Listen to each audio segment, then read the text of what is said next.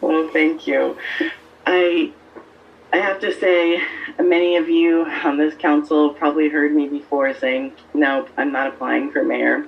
And many people in the community asked me to apply for mayor. I said, no, not applying for mayor. The reason was because I did not think I could do the mayor position full time. As Mayor Harmon gave her resignation last month or in August, I really started to reconsider this and see what the barriers were truly in my life with my family and my work and council, and see how to make this work. First, of course, I met with my fabulous husband and my sons and said, are you for this? Do you support me to do this? And should I even go down this road? They, of course, said unanimously yes. So then I went to my employer, and they were kind enough to allow me to go 3/4 time. So as of Friday, October 1st, I am now 3/4 time for a full-time position at Cal Poly.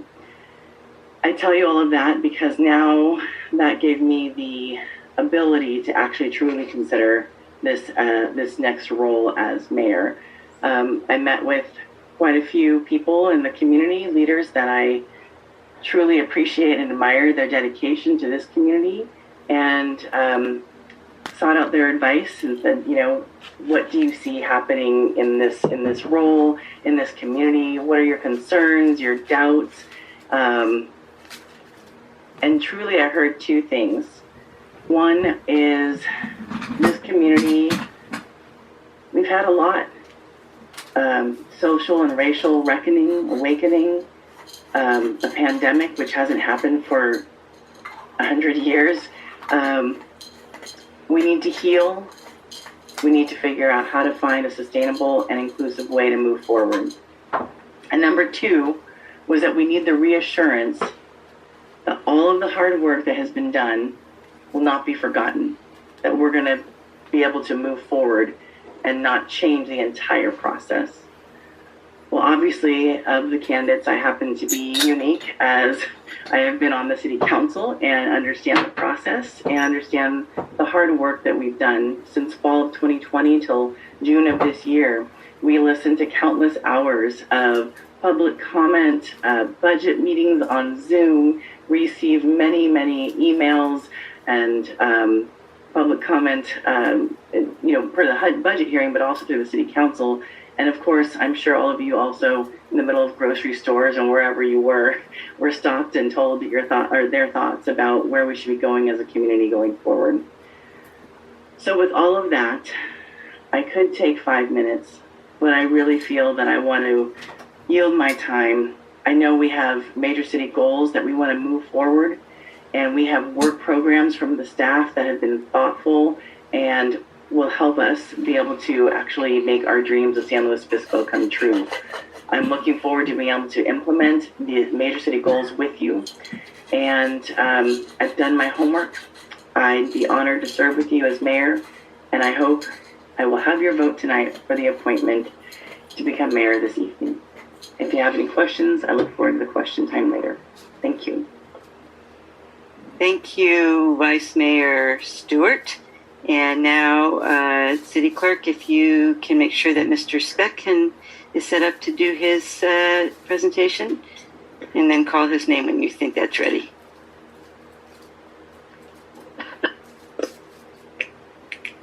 Okay, Jeffrey Specht. You see me or hear me? Yes. You can both hear and see me? Yes, we can both hear and see you. Thank you. Okay. Well, thank you. And most of you there who know me, my name is Jeffrey Specht. I am a lifetime resident of the city of San Luis Obispo and an entrepreneur, 58-year-old entrepreneur. What I generally speak to you folks about is what I believe to be local corruption and misuse of our people's money. And I am happy to say right now, most of my immediate concerns are no longer there.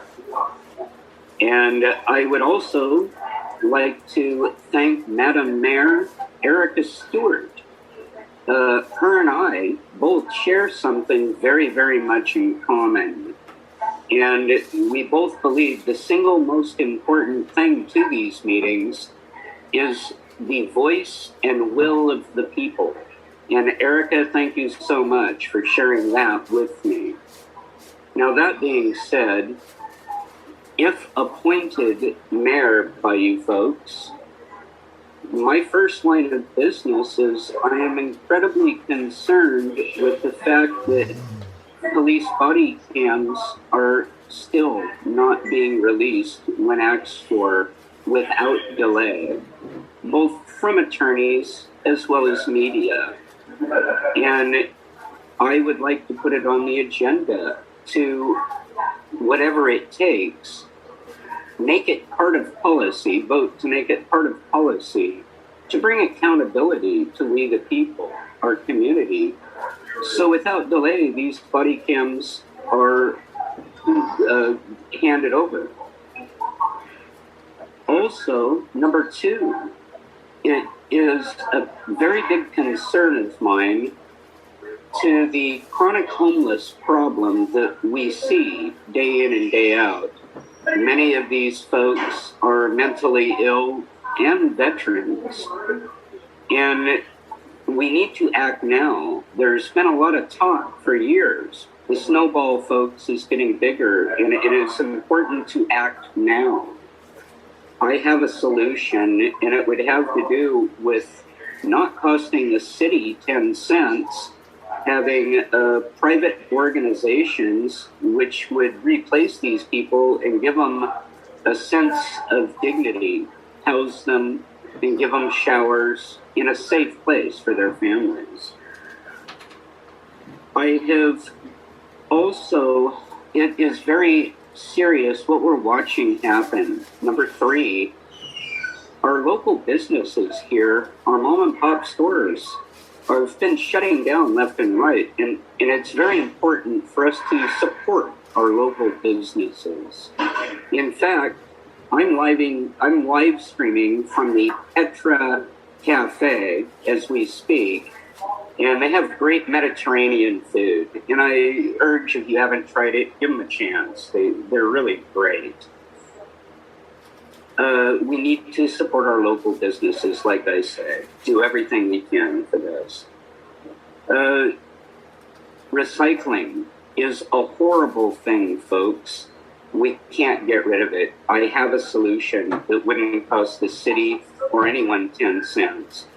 Again, we can get the support from privately funded and bring back where folks can actually get the CRV that they're entitled to.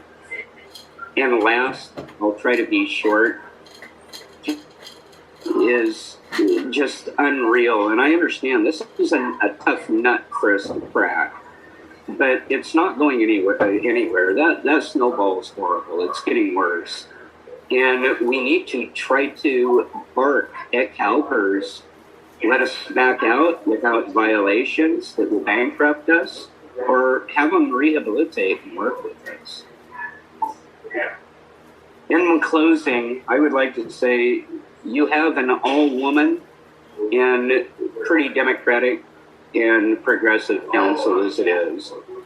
I am a conservative, and I am hoping that you will consider me as a conservative voice, at least a conservative voice. You already have the vote regardless. And I would like to thank you for your time. Have a good evening, folks. Thank you. Thank you. Thank you, Mr. Specht. And just before we go on, Councilmember Marks, if you could mute yourself, that would be helpful just to get